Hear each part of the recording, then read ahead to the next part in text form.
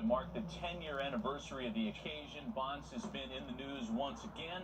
He was in the Giants booth yesterday with John Miller and Mike Krukow, and Tom Verducci has written about the milestone and what it means now 10 years later. We welcome Eric Byrnes out for this discussion.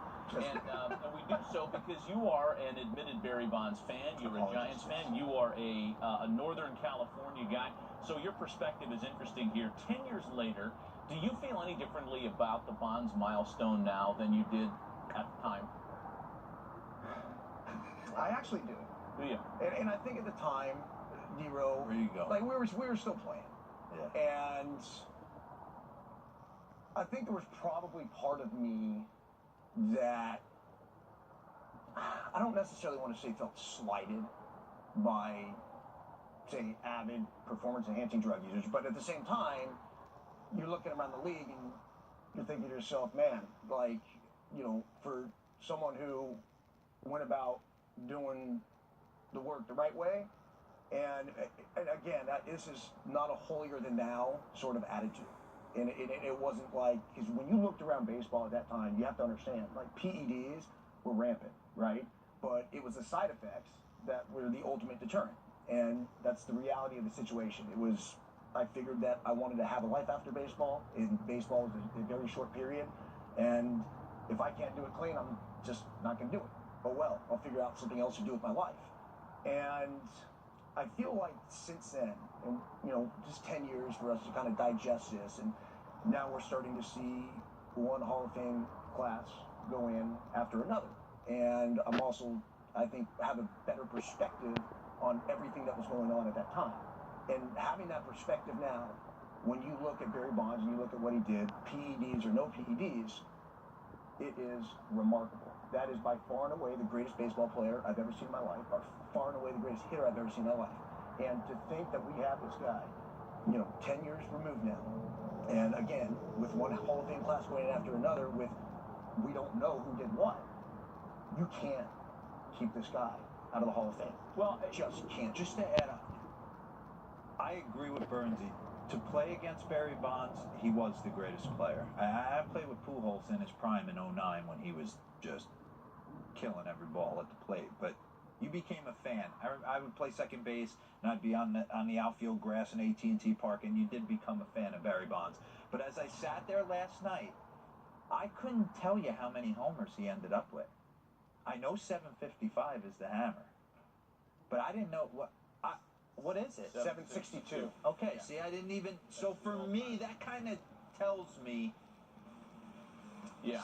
You know, I still look at Henry Aaron as. Well, and a lot of people do. As the man. I want to listen to the sound in a moment of Barry Bonds in the Giants booth yesterday. But Tom Verducci has written about what the 10-year anniversary may have changed, if anything, on how we look back at this milestone. Yeah. He had some really interesting numbers in there as far as what the world thought of it. First of all, some excerpts from Tom's piece on SI.com. 10 years have changed nothing. There has never been a moment of honesty from Bonds about how the record was achieved. The lamest defenses by Bonds supporters are that, quote, everybody was using steroids, quote, back then, and that you still have to hit a baseball. Tom went on to write on SI.com about the Bonds anniversary. He can't enjoy full authenticity that Ruth and Aaron had. He's one of the great players to ever play this game. Even when his fabulous skills weren't enough for him, he needed more. And through chemistry, he got it. Nobody can take it all away from him, including that little star he so despises. The comparisons that Tom writes between how the public kind of consumed the milestone, Bonds passing, Bonds passing Aaron, and when Aaron passed Ruth are interesting. And Tom had the numbers to back it up. Almost 15 million Americans watched on TV as Aaron passed Ruth. That whole chase kind of captured the imagination of the country back in '74, I believe it was. 10 years ago, when Bonds passed Aaron, less than 1 million people watched, which part of that is a function of having a nationally televised game versus not having a nationally televised game. But I think a lot of people just felt like there was some authenticity that was missing from that record chasing. So, again, this is kind of looking back at the 10-year anniversary of the milestone. Bonds himself, as we mentioned, was on the Giants broadcast yesterday with Mike Krukow and John Miller in San Francisco, where they don't care about any steroid talk or anything negative about Barry Bonds. He's still beloved there, and he was asked about how he felt about being received back home. I was just blown away by it, and I was just so happy it happened at home.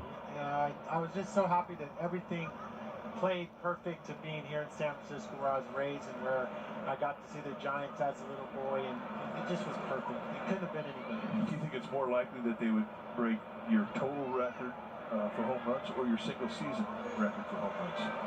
Well, don't they have, like, most of these guys have 30 home runs this year?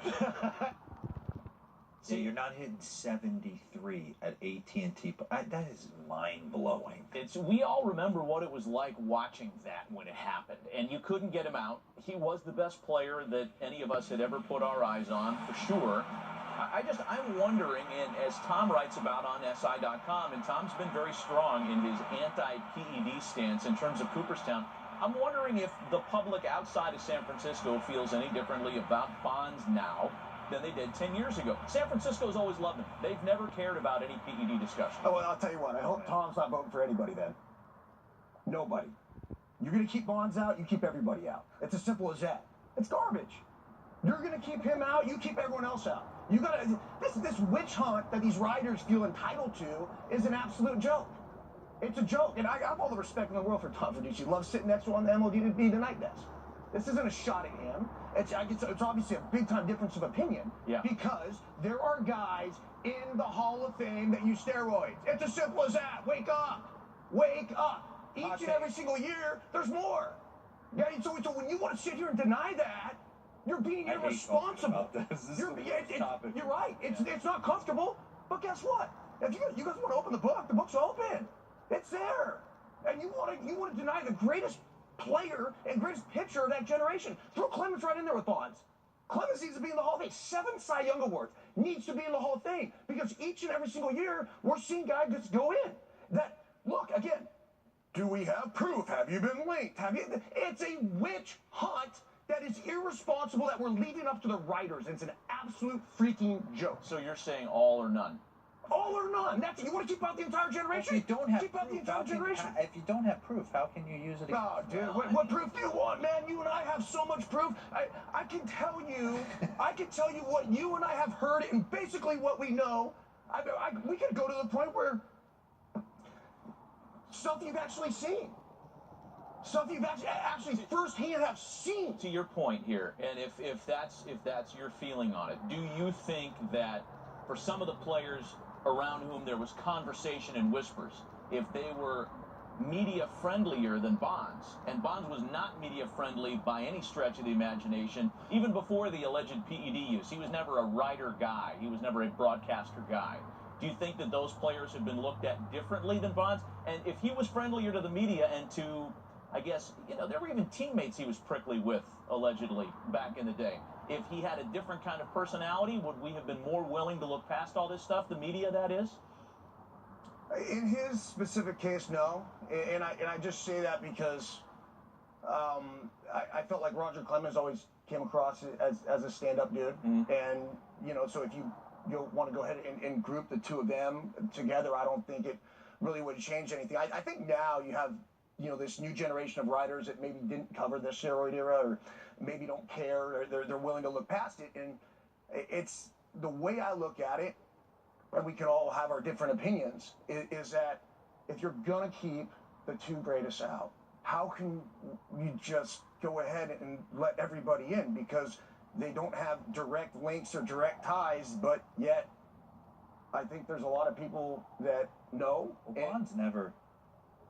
He never tested positive. No, I mean, I don't know if he was involved in the survey testing that was never supposed to be made public or not. I'm not sure about that. I know that, his trainer chose jail time as opposed to talking about whatever process occurred. And look, this is still an emotional issue, obviously, as Burns feels very strongly about it. No, it's a tough issue. It's the toughest issue for me to talk about. It's like when we bring up Alex Rodriguez on here, because to play against Alex Rodriguez is to appreciate his passion for the game, how good he was, the talent, But then you add in the other. It's tricky. I didn't live in that mindset. I didn't hit 600, 700 homers. I wasn't asked to carry a franchise or be nice and have to talk to the media every day or to hear whispers and people trying. I didn't live that life. So for me to sit here and pass judgment on Barry Bonds, listen, Mark McGwire, Sammy Sosa, they saved the game. Hey. I was watching Mark McGwire hit balls to places in Busch Stadium. It was a joke. And it was a lot of fun. It was And those guys did save the game, 100%. Now the fact that we've alienated them, here comes Barry. It's a shame that we've alienated Mark McGwire to some extent. Now he is the bench coach for the Padres, but this guy saved the game. Him and Sosa brought baseball back for after that '94 strike. They brought it back, and yet now we hush hush like we. And yet, there's other guys who knowingly use performance-enhancing drugs I wouldn't say that are getting in or have gotten in. I wouldn't say that Bonds and Sosa brought the game back. This idea that baseball would have been dead without is fallacy, because baseball survives itself at its worst all the time. And somebody else would have done it had it not been those guys. But I hear your point. We celebrated it at the time, and then it's revisionist history in the minds of some to criticize later on.